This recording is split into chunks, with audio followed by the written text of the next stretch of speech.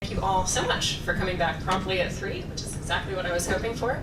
I just want to make sure that we have as much time as possible to discuss what I think is a really interesting question or a really interesting problem. Our panel discussion to close the water conference is a question that is becoming more and more interesting to me, and something I become more and more convinced we really can't afford not to make statements about. And that is the question of what archaeology can contribute to contemporary water politics. This is not something that a lot of archaeologists, I think, are being asked to speak about, or maybe even that a lot of archaeologists are in a public way challenging themselves to speak about. But I hope that this can be a small contribution to that effort and to kind of pushing us forward into asserting ourselves as highly relevant social scientists in the contemporary world. So without further ado, I'm going to begin the panel by asking our panelists just why they decided, why they were inspired to participate in a panel discussion of this nature. And then I have some questions.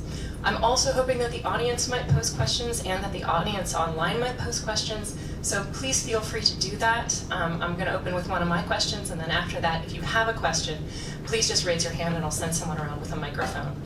Again, thank you so much. And let's start with Eva. Eva, why did you choose to be part of this panel?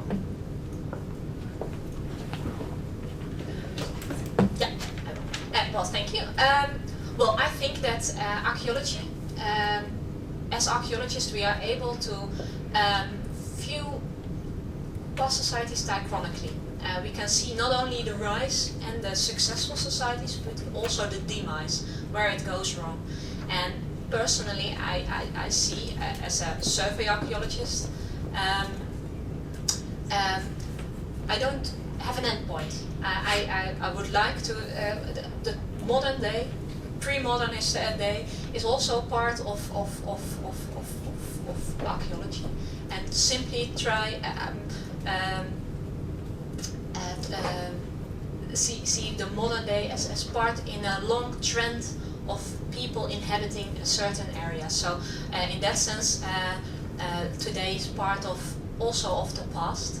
And on a more personal note, I think that is right for all of us, is that if you work in such an area for so many years, you become connected with this area, and you see the problems that people are struggling with. As in the Jordan Valley, people are having difficulties with water, and well, if I, as an archaeologist, can help do anything to solve, to perhaps try to alleviate their problems, I'm happy to do so. I'm Vernon Scarborough, and also interested in this issue of sustainability on our green-blue planet, and what archaeology might contribute in that exchange or dialogue. My take would be primarily an emphasis on what we might call actionable research, which more and more is moving into the forefront of all fields in academics. We're accountable. Taxpayers pay our bills, and we really can't afford to be in ivory towers much longer. There's just too much trouble in the world, and so we really are in a position, have responsibility, from my vantage point, to participate, and this is an opportunity this afternoon.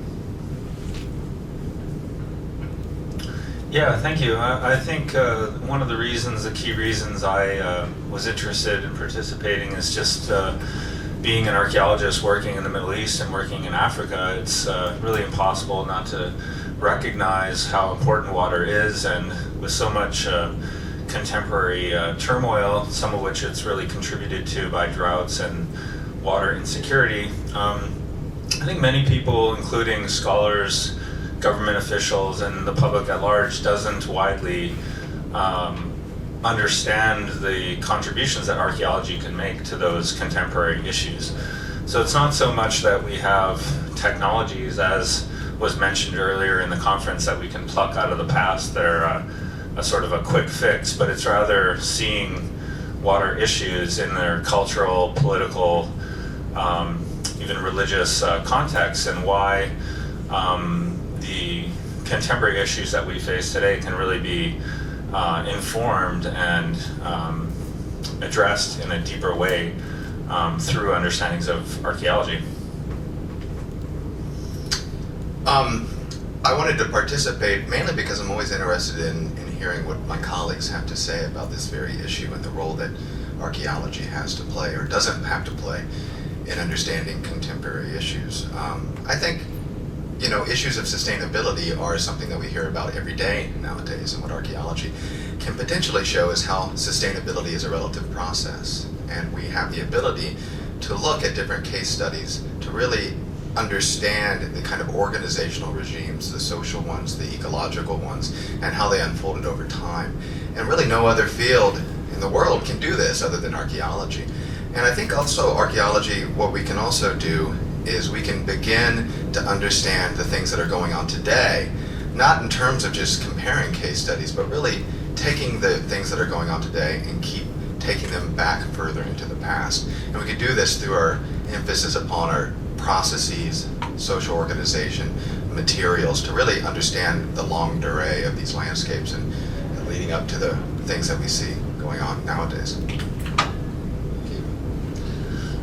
I agree with all my colleagues on this panel, and I myself came to this mainly through research on rivers, and I believe that archaeologists can really contribute to our understanding of rivers and what's happened to them. I think there's been a fundamental transformation of rivers, a kind of change of state that's taken place over thousands of years and is accelerating from natural entities to something quite different, some sort of hybrid technological human river, partly wild entity. And archaeology can play a big role in understanding what's happening, and that understanding is important in any policy decision. So that's really where I'm coming from. Hi, I'm Emily Hammer.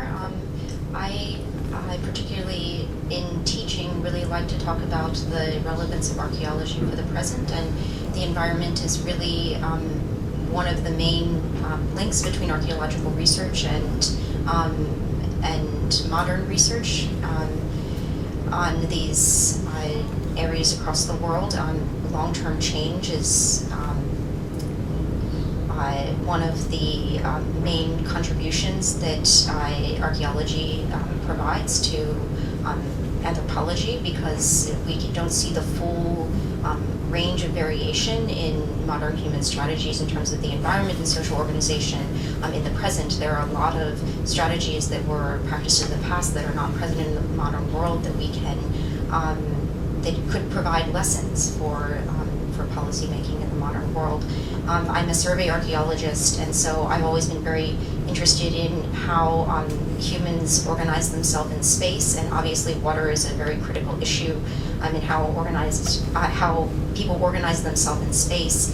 And I've always been very interested in how human and natural systems have interacted to determine the relative scarcity and abundance of water in different places.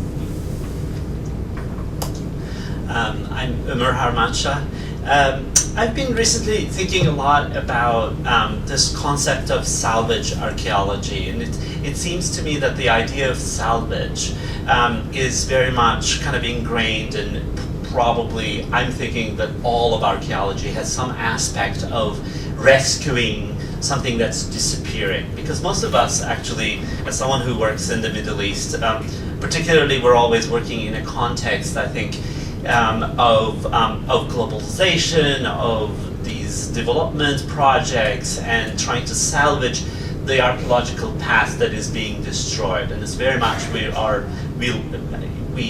actually live in this kind of context. And I think as archaeologists, I feel like it is very important for us to explicitly engage with this and kind of embrace the precarity of living in such a condition. And also, I was thinking that as someone who's working in the Middle East in a kind of a post-colonial moment, And I think it's very important to recognize that archaeologists are increasingly working with a kind of a sensitivity to caring for local communities and their lifestyles. And we go to a country, we work there, and doing so, we can't just isolate ourselves doing our science, but we also need to be in conversation. I think, and we owe things to them as people working in their land, and also to in general as public intellectuals. And I think that archaeology has great potential, great sort of ways of producing knowledge, great sensitivities, and not just as a method, but also as a way of thinking about the past. And the idea of various kind of methodologies and various kinds of sensitivities in looking at the past that can sort of really be very informative about all communities. Thank you all. That was really fantastic. So all of you wrote short statements that we printed into programs if anyone cares to review them. I read them very carefully as I was constructing my questions for this discussion, and one of the themes that came out of almost every single one of them was that archaeologists, and came out of these introductions as well, archaeologists often state that one of our great contributions as social scientists is our ability to discuss time depth and understand time depth. I would ask the panel, how is our access to data with time depth particularly relevant for water management issues? And are there any general conclusions we can draw? And I would encourage us to be very concrete. So if you have good examples from your own research or from things that you've seen, I would bring those in. Does anyone want to start us off with thoughts about that question? We all love time depth. Excellent, Matt, thank you. Thank you. As archaeologists, we deal with stratigraphy, and rivers have a stratigraphy. They're not just surface phenomena. And we're well equipped for reading that stratigraphy. I think rivers challenge us in many ways because it's and other forms of water features. Because we're used to dealing with stratigraphy in relation to solid entities, and it changes slightly when we come to deal with these more fluid things. But we're still very well placed to do that.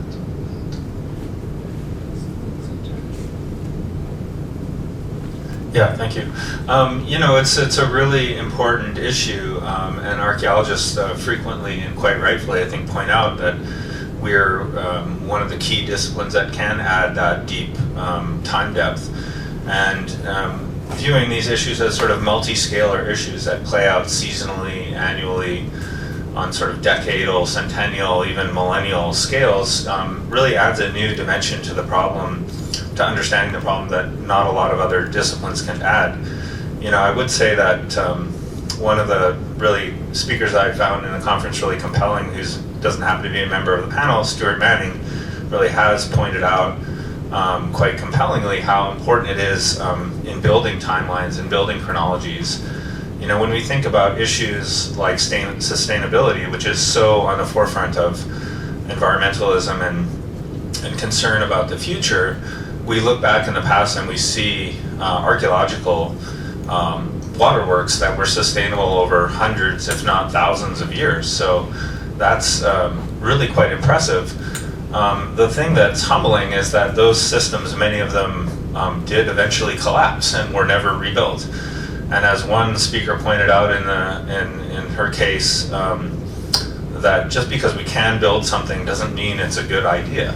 Just because we can build something that might operate on and be sustainable for some fixed period of time, we want to kind of keep in mind that the time scale in which we're conceiving these things and imagining them is really quite important.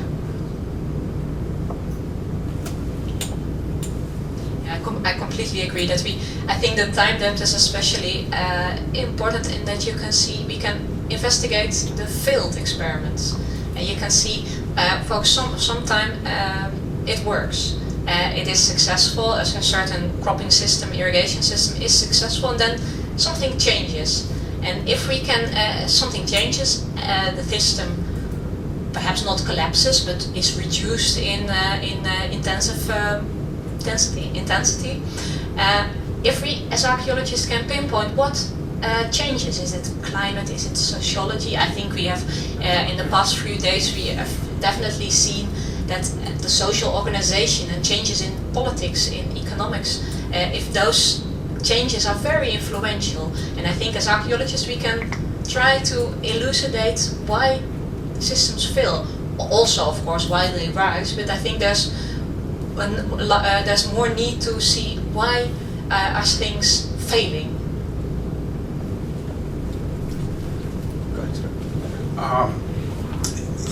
This is a complicated question, of course, and I know we need to have tangible examples. And one of the things that I think the broad public wants to see, if indeed archaeology is going to be a player at the table, are solution-oriented examples, and rather concrete, as Emily asked us to provide.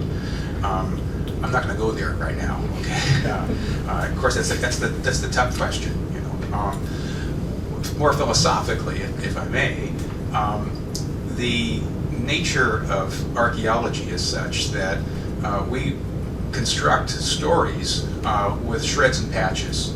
And as time has evolved with our methodologies, our technology for retrieving information has improved, we tighten that story and make it more and more compelling. And of all the disciplines, frankly, because of our strong environmental connection, because the shreds and patches, many times we don't have people we can talk to or refer to immediately, we have 1 foot in environmental science. And that's a very useful orientation. Unlike many of our neighboring social sciences, we can communicate rather convincingly to our hard sciences, if you will, geologists and biologists and such. And they can relate, to our problems. And we can pull them in and further tighten the story. The storyline is important, I think, as it continues to improve. It allows us, again, unlike other disciplines, to project. And even the most positivist amongst us listen to archaeologists, in part because of our credibility in the hard sciences. One thing I think that is offered up to us is the opportunity to project beyond the decadal time, project even into centennial time. And so turning the timeline on its head, as Mike just identified, that we can project and fill in a storyline that is probably the most convincing, given we do this for a living in the past, for the immediate future. And so I do think archaeology is in a unique position, or our bargaining position, if it can make that compelling case, that we do have an understanding of what the human condition is and have that deep association with what it is.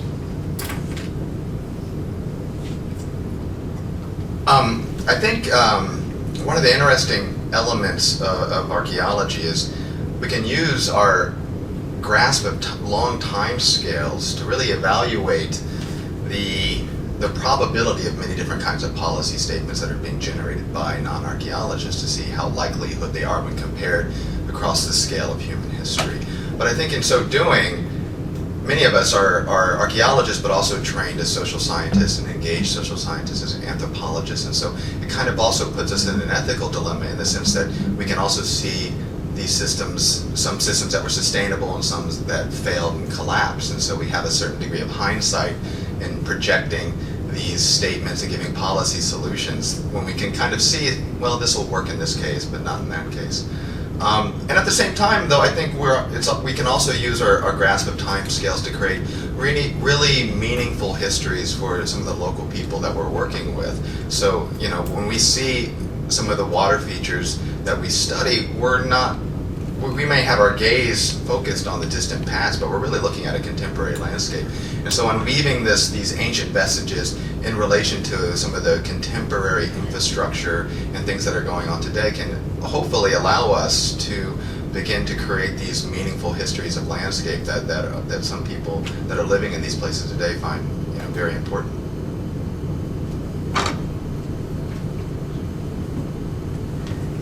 I want to say I agree with the other panelists. I want to say that one question I have as an extension of Emily's question about thinking about deep past and deep time.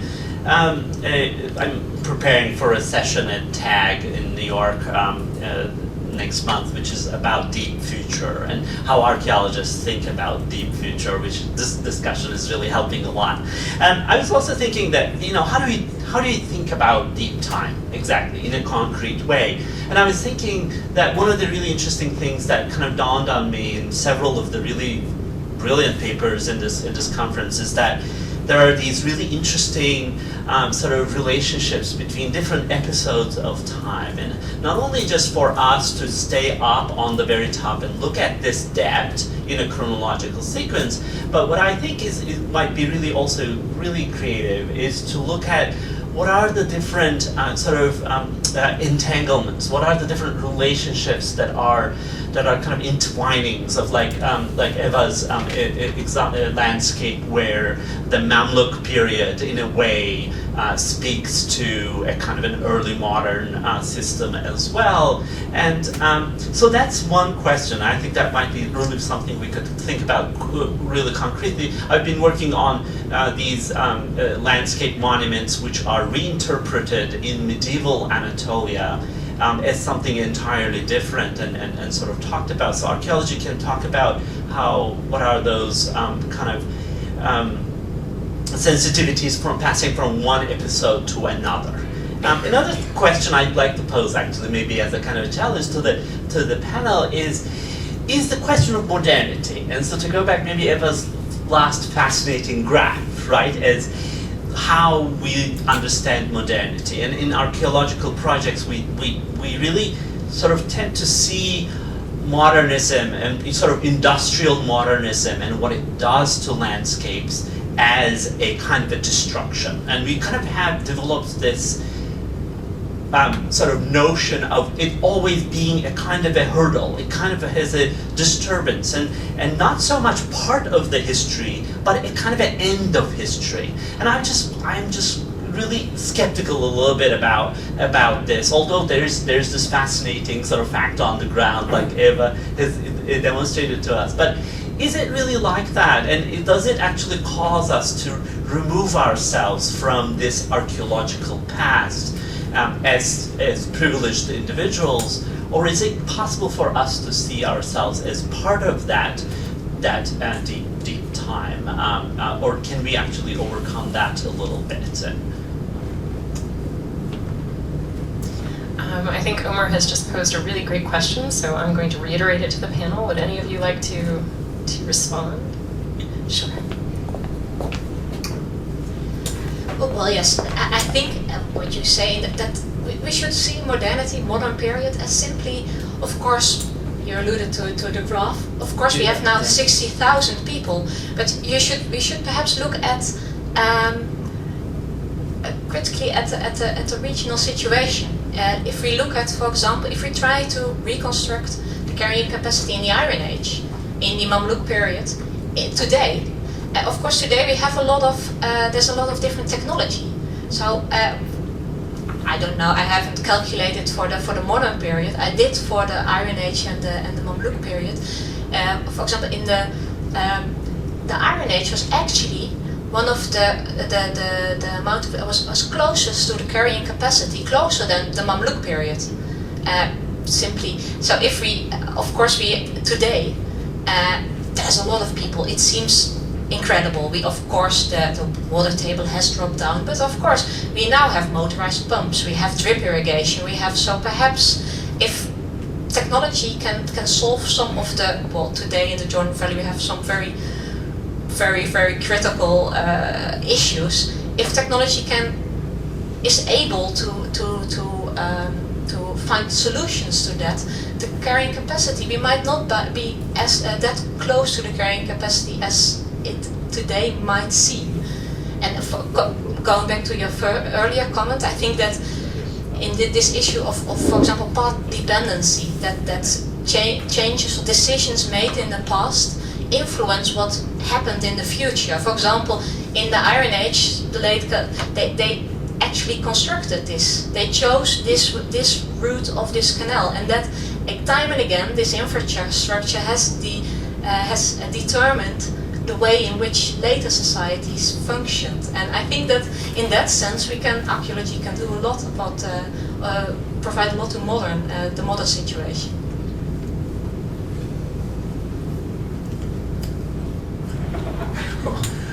I'm stuck with the microphone. My take, of course, is that technology can introduce a lot of unintended consequences. So you may be able to produce the immediacy of another glass of water, but at what cost? And that's the problem. We are dealing with a finite resource, really. There's only so much water on the planet, and some areas are already suffering, and some areas will suffer a lot more in the immediate future, the climate change, of course. And I think we have to think long and hard about how we implement technology. And one of the attractions to archaeology, from my vantage point, it's really defined by low-tech adaptations. That's how many of us make our living, trying to identify those low-tech technologies in terms of infrastructure for a community, a village, a town, a city. And I think if we're clever and we can claim that archaeology has exposed this earlier system that was quite coherent and quite productive in terms of resources, maybe elevating the carrying capacity of the natural environment to begin with, then we can maybe deploy those techniques in areas where technology, as we understand it in this room or in the West, is almost impossible to redeploy. The kinds of sophisticated technologies we're used to, we just assume, like running water, turning a tap, are not available to many folks on this planet. And by going back a step and looking what our ancestors did to accommodate the lack of immediately available tap water, clean water, look at some of the techniques that accommodated many centuries on occasion societies that have made a go of it. Now the level of well-being on this planet has been ratcheted up, and for everybody, in the sense that we live longer, and that's a compliment to our technological prowess. There's no doubt about it. In part stimulated by Western mentality and rationality. It came at a price, and it continues to come at a price. And I think we want to evaluate that, as the developing world becomes fully developed, and as we in the first world begin to manipulate and continue to manipulate the social indices that direct the course of humanity. We have a tremendous responsibility, and technology is something I think we should reflect on and what it means.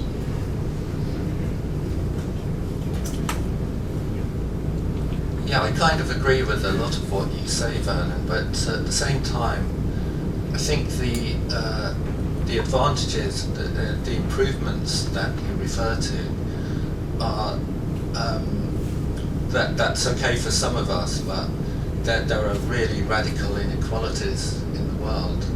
And the elephant in the room here is that population is expanding exponentially, and the pressures which are exerted on water now are going to be so much greater in the future. We've already seen population double just in my lifetime, and so I think that it's really important that we take into account how we're going to actually, that we have to kind of reorientate our thought to how to even out those inequalities which are so worrying in the world today.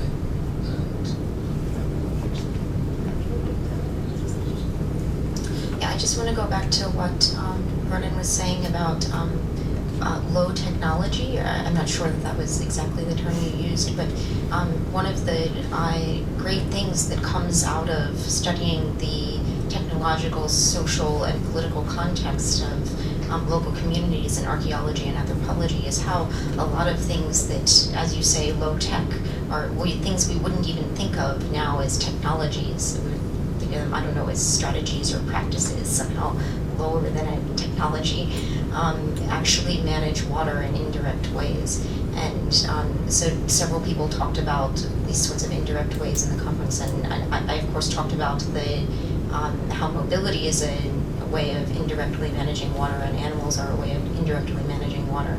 And there are a lot of farming strategies that indirectly manage water moisture so that you don't have to have that cup of water or bring that cup of water, that the water that naturally occurs there is retained. And one of the issues, I think, in thinking about how these past strategies or technologies can be applied in the present is exactly what you have just identified, is that population density has just increased far beyond our ability to use some of these, not all, but some of these low-tech strategies to produce enough water for people.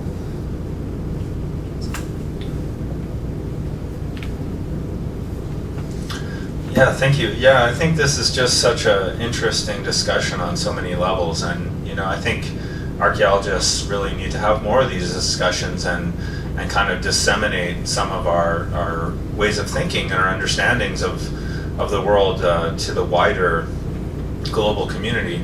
There's a lot of activity and concern and anxiety these days about predicting the future, right? Predicting the future of climate change, of water issues, and as was pointed out a number of times throughout this conference, really our ability to predict the future, if we have any at all, is based on our understandings of the past, right? Of looking back and saying, okay, what has happened in the past number of decades? What's happened in the past number of centuries? What's happened over millennia? And using that to build an understanding that can get us to move forward. And one of the key things I think that archaeology over the past few decades has added, or can add to this debate, is an answer to the question, is it serious? There's people in the popular media who really question whether climate change, whether water issues are serious. And archaeologists can absolutely answer that question, and we can say widely that these issues are absolutely serious, and that they led to the demise of major civilizations, at least in part. They weren't maybe the reason in all cases, but I think there would be few archaeologists that would argue that that they didn't play a role in many important historical cases. I feel like have a need to develop new technologies to address climate change, to address water issues. There's really a need for that, of course. But we've got a lot of the technologies that we need to move away from fossil fuels, for example. What we really lack is the political consensus, right? The sense of shared understanding, the sense of shared destiny. If you look at the Middle East these days, there's widely a long-standing view that there's two sort of major categories of civilization. One's Western and one's Eastern. And we widely, I think, really misguidedly view the world in this binary way, in which it's sort of us, however you want to define us, against them, however we might conceive of as them. And that's really enormously problematic, right? Because it prevents us from actually seeing a world of potential allies and friends, and rather seeing the world as full of potential adversaries.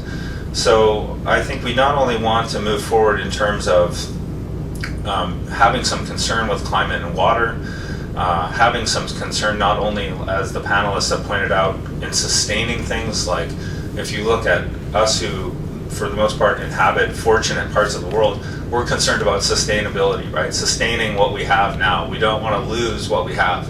For many other parts of the world, that's not enough. We need to solve food security issues, water security issues. We need to do a better job of viewing water as a human right. We need to do a better job of improving the well-being of people. And just maintaining the status quo is just simply not good enough when we look at the problems that we're facing and the population increases and the lack of water around the world. So I think it's important that archaeologists take a bigger role and proactive role in helping address some of those issues. Great. Thank all of you for those wonderfully well-considered responses, and I'd like to just kind of build or maybe reiterate a little bit on what Mike just said. I do think that archaeology has a great ability to communicate a sense of urgency with our stories, that we do have a lot of stories. We wouldn't be having this discussion if we didn't have a certain critical mass of stories that added up to kind of some level of cautionary tale. We're all aware of it, we're all sitting here.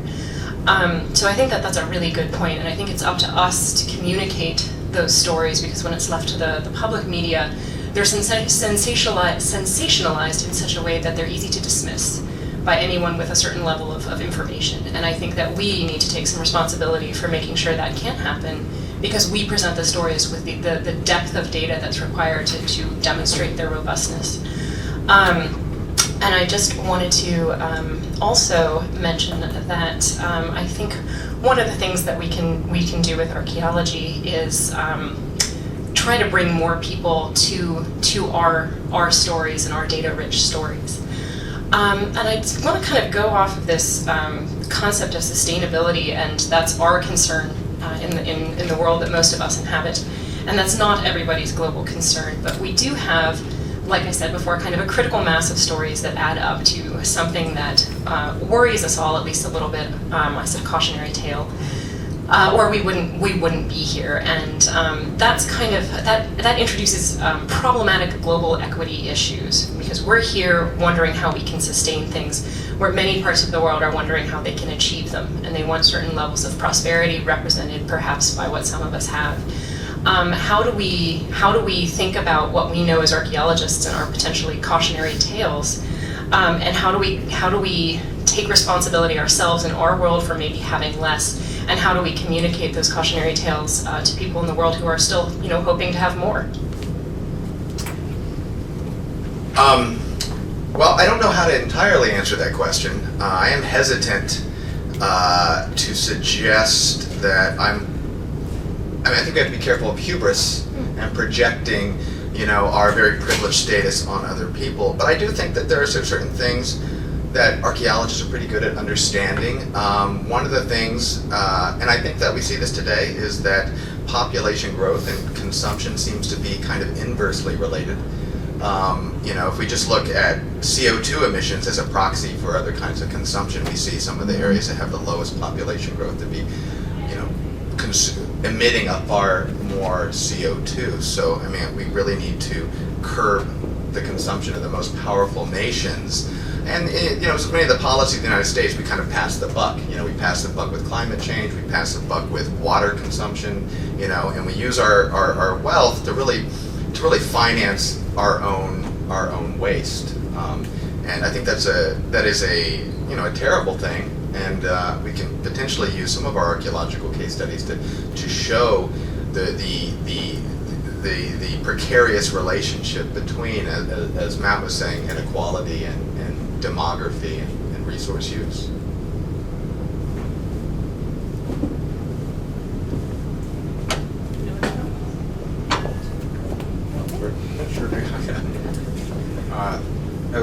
You're on target, Chris. Of course, the growth question it is the other elephant in the room, of course, and all economies in the world, at least based on the capitalistic mode of production, argue that growth is what's absolutely necessary. Well, maybe yes, but maybe we got to redefine what growth is, curb it a little bit, you know. It's tricky, you know, because as you'll have alluded, the developing world wants to grow, and they want what we have. Part of that, of course, is a good media story, you know, that the West is disseminated. I don't know, you know, if, and my apologies to McDonald's, we need another hamburger stand, you know, in Bangladesh. There is a lot that's going on, you know, with what defines well-being in the rest of the world as a consequence of how our media couches what's important to us, and globally, us being all of us. And the marketing sphere is very skilled, you know, at selling a product. And I think we have to be very careful about how we define, you know, who we are as a group. And that would require some really, I think, some really smart people from the other side of the table, you know, the developing world, to participate as equals in defining what well-being ought to be. And it may actually help us, you know, as in the first world, the Western world, defining what's important, right? And I do think this is where the world of the humanities slips into the equation. The poets, the philosophers, we need them at the table, just as much as we need the biologist. And I think it's that collection, you know, of intellect and thoughtful, rational reflection that I think is the hopeful trajectory. But I think, again, it has to be a community of equals. I agree with the group, but it's got to be diverse. And it can't just be all archaeologists, and it certainly can't be all the scientists that are predicting catastrophe, and for good reason. I mean, you know, it's pretty clear. We have some ice cores that are pretty convincing. But how do we deal with that? I think this consumption thing is a really interesting point. And many of you are probably familiar with Lovejoy's notion of the Gaia concept, you know, that we are living on a planet that consumes as much as it produces. If you pull the humans out of the equation. Now we go through catastrophic moments, you know, dinosaurs come and go, humans come and go, you know, but the Earth is in some kind of odd equilibrium, you know, is the thought. And of course it's complicated and probably certainly not that easy. But the notion that, you know, plants basically oxygenate, and we mammals and other, you know, animals carbonate, and there's a balance. We consume, right?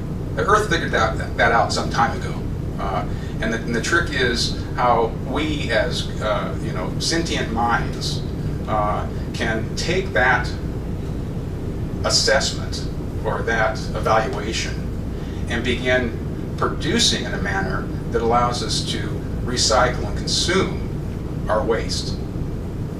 And I think once we figure out that little connectivity, we're all going to be a lot healthier.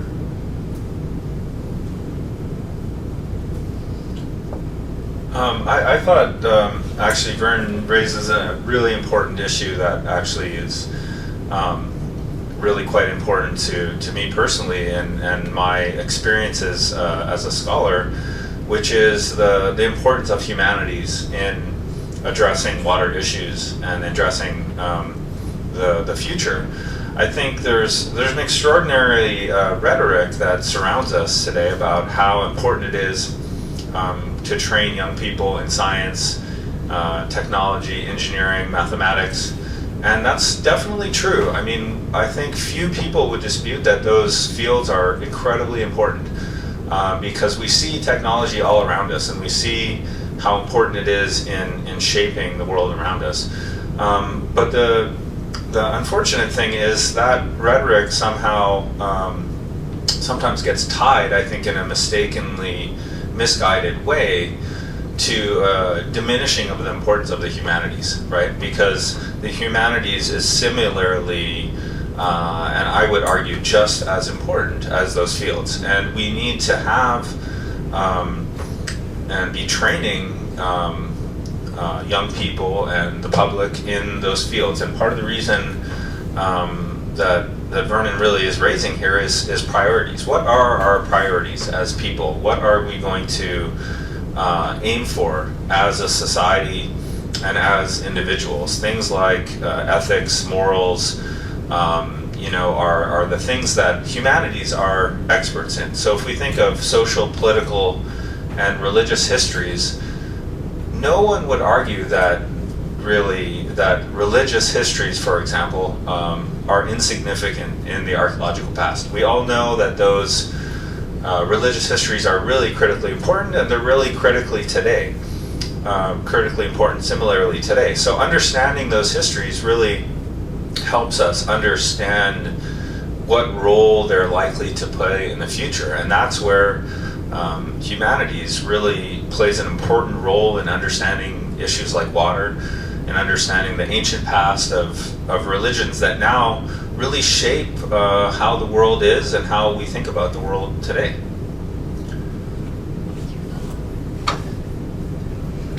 Yeah, just really to add to that, I completely agree that the humanities have an important role to play.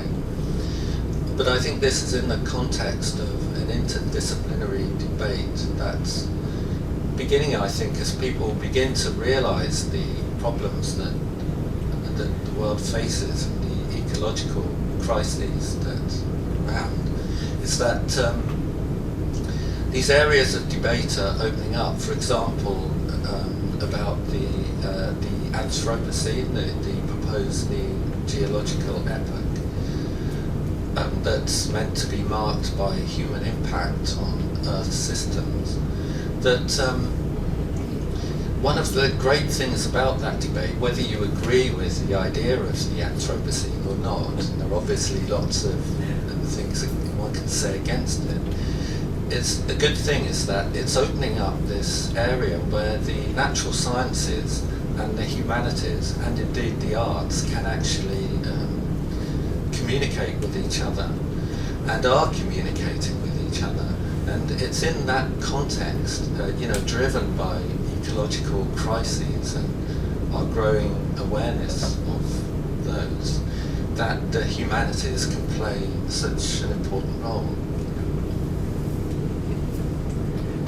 I'd like to pick up exactly what from what Matt was saying. I was involved with the foundation of an institute of environment and society just recently, and I had the privilege of sitting at the table with a number of scientists and geologists and environmental scientists to talk about issues of water and environment and the future. And a lot of the questions that were posed there were very crisis-based, right? We're running out of water, what do we do?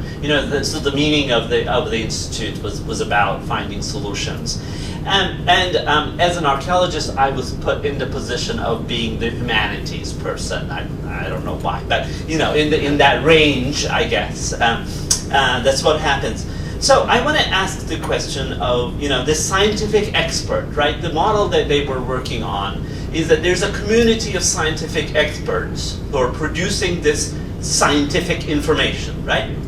And then it is delivered. The model was that they needed, this group of scientists needed social scientists and humanities people, because this body of information that's already produced would be delivered to policymakers, and the policymakers would deliver it to the local communities. And it was imagined as a kind of a one-way arrow, going from the expert to the local community. And I think this is a really problematic model. And so us kind of taking place, taking role in the table of production of scientific knowledge is and actually telling the local communities what to do.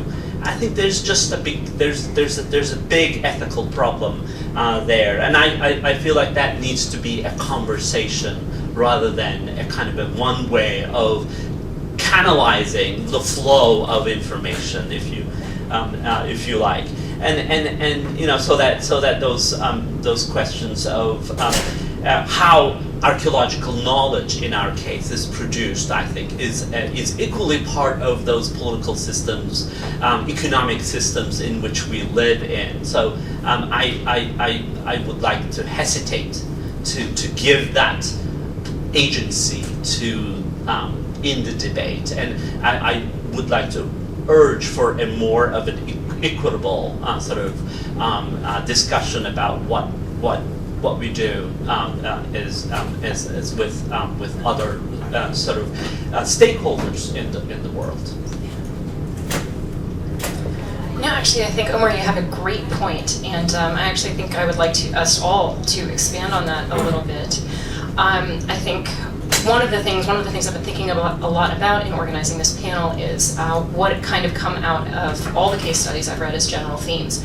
And one of the big general themes seems to be that it's in fact very dangerous in the past as well as in the present to have states come in, or larger institutions that do not have a direct relationship with the territories that they're controlling and don't have a long-term immediate experience of those territories.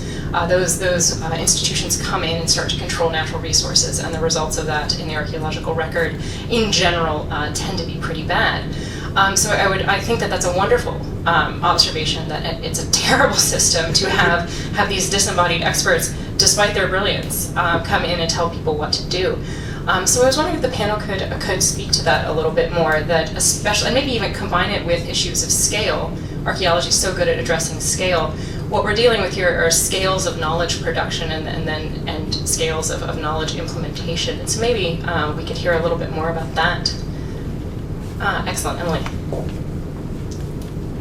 So I think there's this problem of scale that you're talking about, but also there's the scale at which things are managed and how that works, what type of social organization is needed to manage things at different scales. But there's also the issue of what people want in the management of their resources that is often ignored when there's a larger scale organization organizing the water distribution or water transport or water collection. People don't necessarily want development in an area sometimes. I mean, actually, I got into the archaeology of pastoralists in Turkey because the Turkish government is building a large dam on the Tigris River in the southeastern part of the country, which is going to cut off a lot of water to people in Iraq. And of course, they've been building these huge dams for decades now, and it has really restricted water flow to Syria and to Iraq, and had a lot of impact on the various ecosystems downstream, including the marshes in southern Iraq, which, I mean, those were also drained by Saddam Hussein. But some of them have been reflooded now, but that's, cutting off that water is going to affect that reflooding and other, the livelihood of other areas along those river systems. And the people, we were given the permit to work in this area because the government needed to demonstrate to European banks funding the dam program that they had adequately documented the cultural heritage in this area. And that was the only reason we were able to work there, because it was politically sensitive area. It's the area where there was Kurdish resistance in the late 80s and early 90s. And so the people, this was to build a hydroelectric dam and to bring development to the area and more irrigation and supposedly jobs and improvement and everything. And the people, they were just upset that Hasan Cave, this this medieval site on the Tigris, which was the major tourist site, was going to be flooded. And they didn't care about this water development, they cared actually about the local cultural heritage. And so it's not only a matter of the scale at which things are managed, and obviously when you manage things at a larger scale of organization, generally the adaptations in the system are less flexible, but it's also about what the local concerns are in terms of the management of water.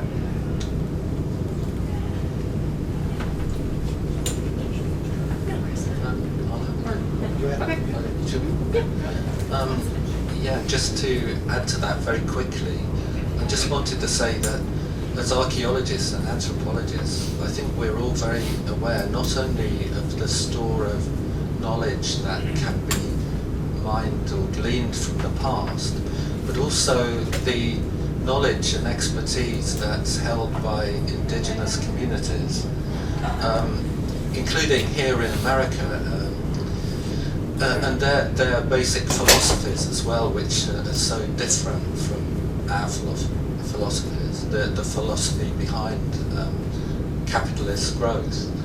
And there's a real argument that we need to engage these are the people that we need to engage with more. And the people who I would say at the moment as the sphere of debate, as these areas of debate expand to include, the humanities as well as the natural sciences, that the one set of people that we need to bring in are these indigenous peoples of the world, and to find a way of getting the benefit of their very different way of looking at things. And I just wanted to say really, really quick, I think archaeologists do a lot of field work, every year for months every year. I mean, I don't know of any other social science or humanities discipline that does this kind of field work and has this long-term engagement with local places. Even some of my sociocultural anthropology colleagues do not do the amount of long-term field work that archaeologists do. And so we're constantly interacting with local people, and we're constantly hiring local people for our projects, constantly engaged with what the local political economy is like and how our presence and our finances are affecting that. And, for that reason, it puts us in a particular position because, archaeologists, we know how to mobilize people, and we know how to use the opportunity of field work and working with the community to raise a whole lot of interesting questions that are meaningful for people. And I also provide ways for us to understand what's going on locally and maybe even have an engaged activism locally in ways that may have some sort of positive result, but may be, or at least seemingly on the macro scale, a little less dangerous politically than it would be if we were much more vocal about it. I'm not sure about that, but I think there's something very unique about our engagement with local stakeholders over long periods of time, and that gives us an insight that few other social sciences, a few other physical sciences, a few other people in the humanities actually do.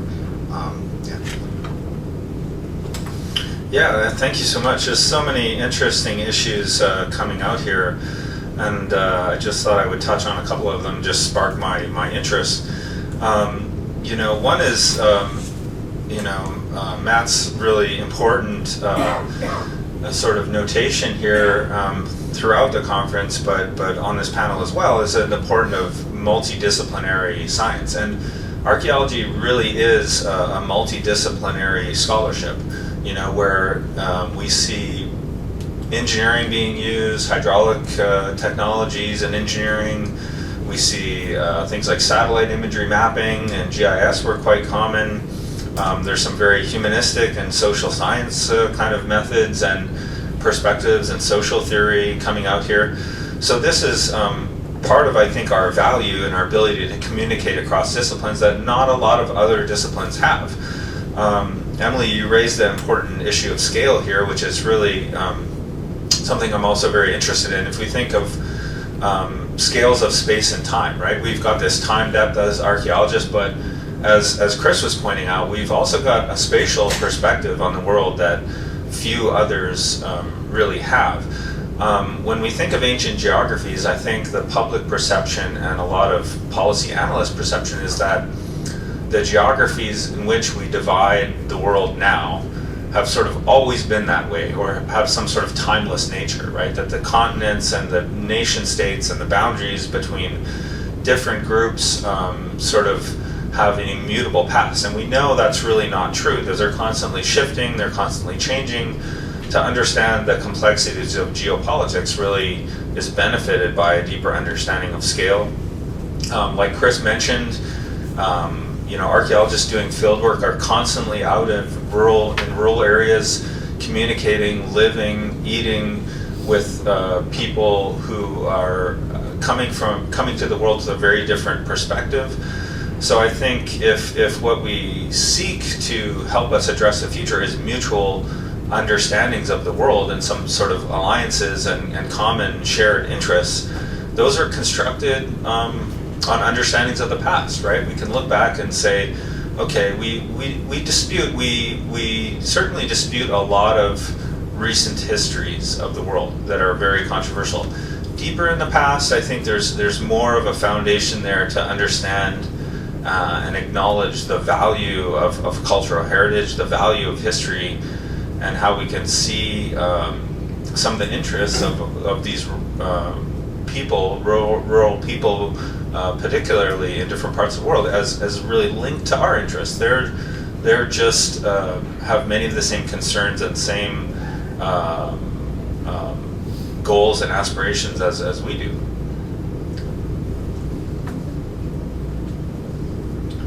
Sure. Yeah. I've been lecturing a long time, so I can just pick it up anywhere, right? So, I really appreciate Chris's comments about the duration that archaeologists spend with local communities, and it's really an important element, I think. It does give us an insight.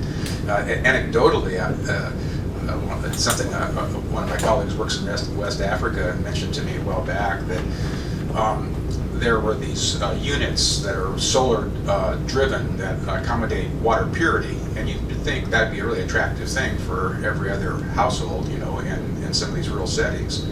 And of course, initially it was well accepted, and people were excited about it. But as it turned out, knowing something about the social interaction, maybe structure of the community, there was a watering hole where everybody went, the women went to get the water, and it was a good trek, maybe better part of a kilometer. And so all that works against our cost-benefit assessment of what people ought to do. If you've got a purification unit that drops in a chlorine tablet or something, right, and it's right there, well, obviously that's what you do. Well, it turns out that these are locations where people come to gossip, exchange information about who's marrying who, and all kinds of alliances and networks are formulated outside the immediacy of the household. And to fuss with one of these, purification packets had less appeal. Yeah, someone might get sick now and again, but it was worth it. So you really have to, assess the entirety, of the social structure, and particularly our anthropological colleagues, and I have many, and I feel like I'm one, have had a long history of trying to position themselves, whether to better understand a community, and then understand the state in which the community sits. And that tension, that goes way back in the history of anthropological investigation has been something we've been wrestling with for a long time. So I just point that out, that the question is well placed, and I appreciate it, but be assured this is something that anthropologists have wrestled with for the last 100 years. How do we deal with the local when we're being affected by the regional or the state? And I don't think there's a clear answer to it. I think the way to approach it, from my vantage point, is to be respectful, thoughtful, and try to do the best you can with all the variability that's involved. It's just a complicated question. And I think that's specific. There are so many case studies that prove that point. Well, we have these small-scale irrigation systems, and they can be very durable for centuries, millennia. And then these larger, wider scales, for example, to be concrete in the Jordan Valley, you have this small-scale Zerka triangle system. It exists for millennia. Then the nation-state comes in, and people don't see. First of all, I should say that in Jordan, the Jordan Valley Authority was very restrictive. And it was not clear to the farmers. They were restricted in a lot of ways. And it was sometimes not entirely the benefit to the farmers was not entirely clear. If we look at a larger picture, of course we see now the entire Jordan Valley is cultivated. 3 crops a year are coming out of this Jordan Valley. It's the big export region for Jordan. So the economy of Jordan is for a large part floats on this export. However, for the local farmers, they only saw drawbacks. They were used to a very good irrigation system, fresh water, a lot of water, and all of a sudden, and so they didn't see the big benefit, only the disadvantages for them, and they were not included in. The main concern with farmers in the Jordan Valley is that they are not heard. The Jordan Valley Authority is not listening to their complaints. There were lawsuits, etc., and they feel they have no voice in the managing of the irrigation system. And of course, you can see that because the system is not functioning perfectly, farmers are forced to use the technology that is supplied from outsiders in an incorrect and hence ineffective way. They are making these basins, which is in a sense very disadvantageous. So I think that trying to cooperate and communicate with the local farmers and trying to see the benefits, and I think communication and knowledge dissemination is an important part of trying to make it work on a larger scale, because that's what we are forced to do. Small scale irrigation is not in this case it's not feasible for the whole of Jordan.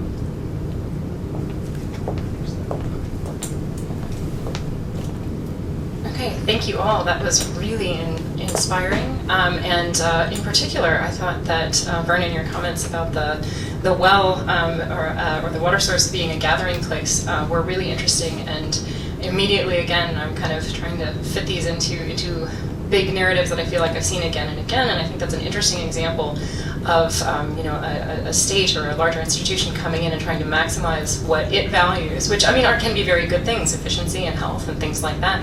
But at the same time, when you're encouraging people not to gather, you're taking away the beginning point of their political power, and that's problematic right there. That the state comes in and takes away people's ability or their drive to get together and exchange information and come to consensus of their own. So that was really evocative for me. Great. We have a question in the back. That's wonderful. So Tom, why don't you go ahead and.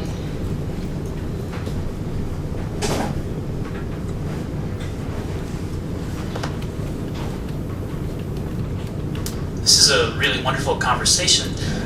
Emily, at the beginning you said, let's be specific, and I think most of us who've stayed in the room this long probably share the commitment to making archaeology relevant. But I'm kind of curious about, Omur, you mentioned participating in the foundation of an institute. I wonder if you all could comment on how we actually do this work. I think as individual scholars, as individual writers, we can create a critical mass, but I also think that the recent politics of this country have shown that individual scholars can also be ignored in ways that we need to overcome. So I'm wondering about the kinds of organizations that we might try to form.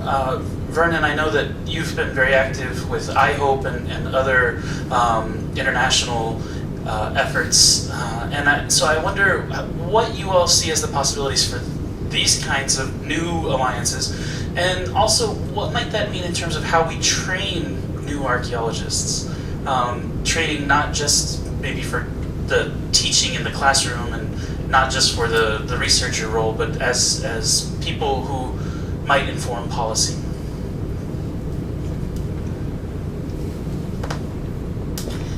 That is such a great question. Thank you so much for asking, and I'm sure everyone's going to have lots of comments on that. Does anyone want to start particularly? Okay, you look very excited. All right, thank you. Thank you so much. That's really kind of, you clarified a lot of things for me as well.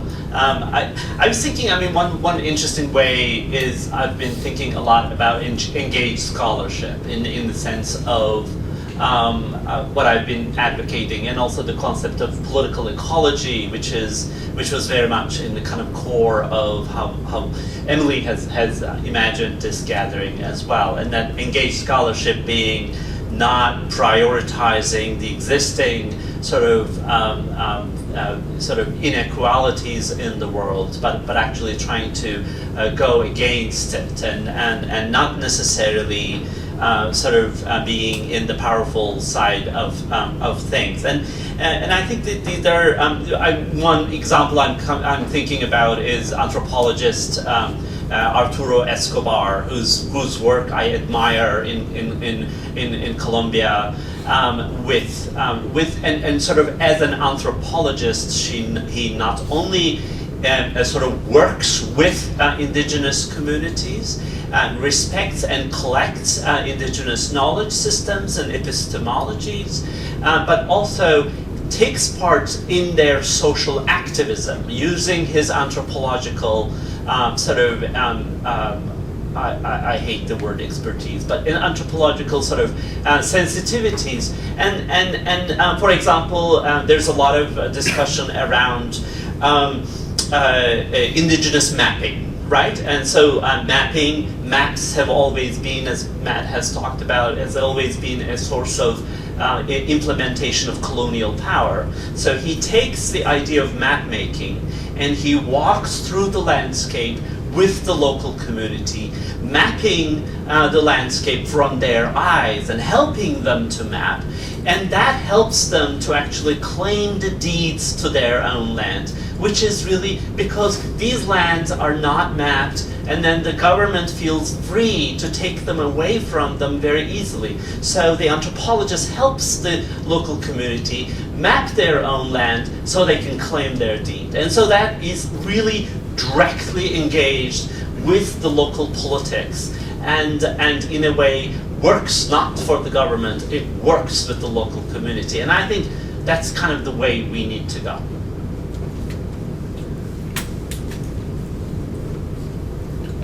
Okay, can I? Yeah, sure. Go ahead, what's that? Okay. Yeah, I completely agree with Omar, but at the same time, we have to acknowledge that sometimes we're placed in very difficult circumstances. And for example, in the case that you were talking about, Emily, where dams are being built, in many cases, archaeologists are employed by the government or the dam construction company, the developers in some way. And that can place us in an awkward position, and we have to be aware that we are in that position to begin with. So it can be difficult for us to take the kind of stance that we want to take. And I kind of suspect that one of our roles may be, because we're of the nature of what we do, and we're so good at traversing scales, different scales, that we can actually perceive the problematics that exist between different scales of operation, like in dam building, for example, where it's what's good for people in the cities with the electricity which might be generated by the dam isn't necessarily good on a local scale for local people. And archaeologists can help, I think, even in compromised positions, which we often are in, we have to, we can help to traverse those scales and work across them. Yeah, thank you for that question and commentary, because it's really sparked some interesting issues. And let me start with your part about training, because I think that's kind of interesting. What do we teach and train the next generation of archaeologists to do or to know about? I think increasingly we're faced with a deluge of information, for lack of a better word or a water metaphor, in which there's so much material published so quickly, not only in archaeology but in every discipline. Increasingly people are specialists, they have a hard time learning and communicating broadly across disciplines. If you're a student in one discipline, you're often told, well, there's no time to branch out and take coursework somewhere else because you have to focus on learning the voluminous information in your own discipline. So it's hard to address those issues of kind of compartmentalizing training for students, in which they're trained in something so specific that they have a hard time communicating with other groups. I think part of our value as archaeologists is that we can sort of translate and intermediate. And you mentioned, like, what kind of organizations should archaeologists join or should form, and this is something that Omur brought up quite cogently in a long-running issue, right? What is our role working in these places ethically, morally, when we see wrongdoing and we think things going wrong? There's widely differing views on how that is. I mean, just raising that as an issue, I think, is important, especially in training students, to say, the head in the sand kind of approach is not, really a good one. So how do we sort of engage in issues? And some would argue that we should take an activist kind of approach in promoting certain social causes. I mean, I'm generally quite hesitant to do that unless there's some clear, and complete value on one side and devalue on the other, which is sometimes seldom the case. But we need to be cognizant of the legacy of colonialism. I think the complexities of social, political, ethical issues, in some sense, has paralyzed people, right? I mean, anthropology has sort of, people are hesitant to get involved because they don't want to make a mistake, right? Or they don't want to do something wrong. And that's, while that's a consideration, I do think we should be aware of there comes a time to try to act in a positive way.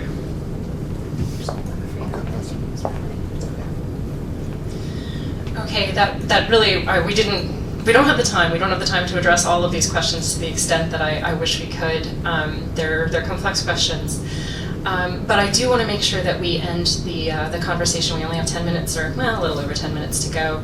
But I want to make sure we end with something that I think is a really important final question for a panel like this, which is how do we get a place at the table? How do we get to the point where we can share our knowledges and our understandings of these problems with people who are actually making policy? How do we get this stuff actualized? That's, we have not traditionally, I think archaeologists have not traditionally been sought out in that capacity. How do we make sure that we are in the future? So maybe this is a bit off topic, because actually what I'm going to talk about is the effect of modern water schemes and cultural heritage for a moment. But instead of about actual water management systems and local communities, but I'm involved in right now several cultural heritage projects as part of the Center for the Ancient Middle Eastern Landscape that I run at the University of Chicago. And one of the things that we are trying to do, and hopefully going to receive funding for from the State Department in the next couple of months, is to run a GIS training program for cultural heritage specialists and also people who work in geology in Afghanistan. And that technology is going to bring together multiple people, people who are concerned with cultural heritage and archaeology, but also people who are concerned with geology and mining and environmental change in Afghanistan. And so this is not about how we get a seat at the table here in this country or in the academy, but in those countries by using some of because our discipline uses a lot of scientific techniques by getting connected with people people who deal with geology and mining and water management through these technologies. That technological connection can be one of the ways that actually we can influence the preservation of cultural heritage and also modern development of natural resources. I think we have to think big and try to create big things, as you're saying, big organizations with a lot of people, and try to be ambitious and not that our research should be driven by trying to get large grants and things like that, but the more money you're able to attract to your research projects, the more visibility that you're going to have, at least nationally. I think in some of the areas where we've been working, a lot of archaeologists do have some sort of seat at some sort of table, at least as observers, watching things go on. And so that's a very different kind of table to sit at, a different kind of organization. And certainly, ideally, we can pull on that kind of insight to have broader policy implications. But I think, one of the biggest ways, especially in the way in which, things are going in our country, and the interest that different politicians have towards archaeology, they want things that sound big and sound important. And if you can figure out a way to create big things without feeling also like maybe you're selling your soul or something like that, you should do it, because it can have good implications, and you can open up the opportunity for all kinds of different educational opportunities and things like that.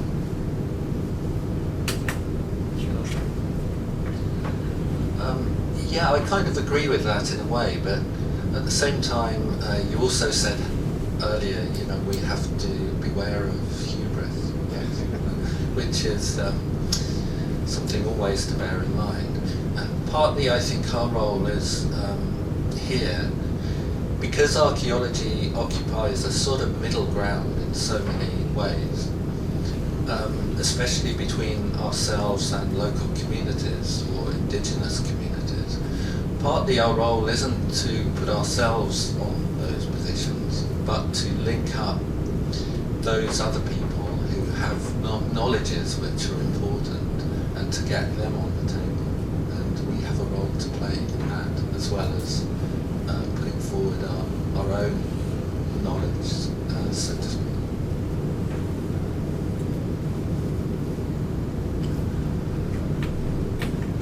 A number of people raised the issue, and Omur did, about the sort of one-way dissemination of information, which is really not going to really create a positive situation of moving forward. So you were saying, Matt, it's really about dialogue. It's not the question sort of how do we express our voice, or how do we get a seat at the table.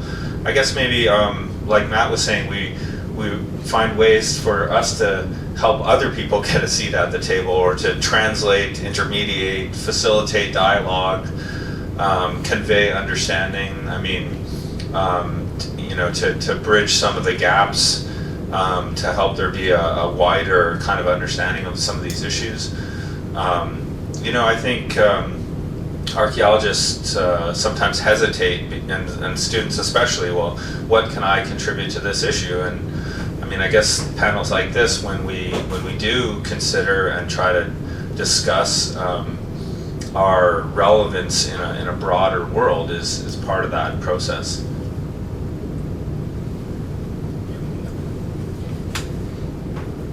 Yeah, I think that's also bringing it back to archaeology. That most of us are working in foreign countries. For us, foreign countries, and I think that working jointly with local archaeologists is very important, and that having good communications both ways. Not we get a seat at the table because we think we have important knowledge, but we can teach them, but we can learn also. So I think that we are a host in their country, and I think cooperation with local archaeologists, but also local departments of antiquity, is extremely important. So that also we open our views to to the local situation. I think this is all, right on target. It's in many ways a bottom-up, assessment of how we ought to influence the system. A lot of what happens in the world is dictated, in the palaces and White Houses and, in the government reaches that many of us have a very difficult time approaching. The power point, right? And many times, I think the media, and how we package ourselves as archaeologists, or how they package us, I think that's one of our problems right now, right? Because we're all these Indiana Joneses, all over the world, right? That is a perception. And I think, if we were able to redefine ourselves by way of the media, I think our public, could begin to affect the power brokers in a different way. And it's a tricky operation, no doubt about it. And how we do that, it will be, will take a lot of thought. But my take, it's a two-way street, because a lot of decisions around the world, that are affecting indigenous populations, archaeological excavations, are coming from funding sources that are squarely in the hands of the elite, and on this planet. And I think if we can package ourselves, particularly in the democracies of the world, where many of us have a vote, if we can get media behind us in a way that reflects sensibly who we are and why we're doing what we're doing, and the question about sustainability and resilience and vulnerabilities and all these things we've been examining, we might have another way of affecting change. This will involve, sound bites, which are very dangerous. But of course, that's what the media thrives on, and we have to be very careful in dealing with it, because we can obviously be miscommunication can happen almost immediately. So a lot of thought and working with really sensible. There's a lot of smart people in the media realm that are sensitive to the big issues, just like we are. And we have to get their ear and then work with them to approach policymakers to then affect, change. And change will be slow and incremental, and will be 2 steps forward, 1 step back. But I don't think we're there. I don't think we're even approaching it, frankly. You don't see the op-eds, in the Times from archaeologists. We're not there. But you see, articles about what the psychologists are doing, the sociologists are doing. We need to be in that sphere. A good colleague of mine, Brian Fagan, is really the kind of person, that might take this on. I've approached him to write the book, right? And he said, no, you write it. Okay, well, yeah, thanks a lot, right? But we do need to communicate to a broad audience, who and what we are in an effective manner that it resonates with the us, here in the West. Because I think that's another side of it. Everything people have said here about a touching basis with the indigenous and working locally, but it's that, of course, thinking globally.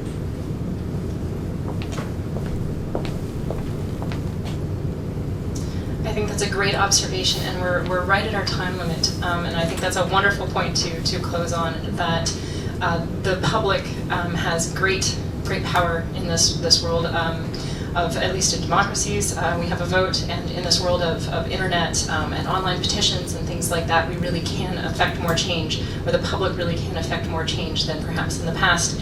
And that maybe one of the great challenges for archaeologists is, if we want these stories out, to take responsibility ourselves for getting them not just to our academic colleagues, but to the public, and to the public in a data-rich way that will prevent our narratives from being kind of co-opted or dismissed in ways that we don't want. So I think that this is a perfect place to close the panel on a kind of a call to greater public scholarship. And with that, I want to thank all of you, all of our panelists first. Thanks. and all of the presenters and all of the wonderful audience members who've been so attentive and asked such great questions. Thank you all so much for making the 8th IEMA Visiting Scholar Conference such a fantastic success. I've really enjoyed it. I think everyone here has too. And with that, I think we will adjourn. And for the scholars, we can head out, and there are students ready to take you back to the hotel for some relaxation if you want. And we'll be having dinner at 6. So thank you again all very, very much.